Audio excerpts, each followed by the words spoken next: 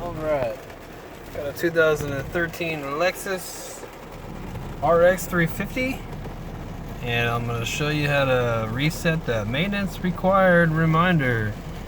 What you're going to need to do is you're going to need to set the trip on trip A. Down there, I already have it on trip A. I don't know if you can see that or not, but I'm going to use the trip button that you have here. Alright, trip A. I'm going to turn the car off.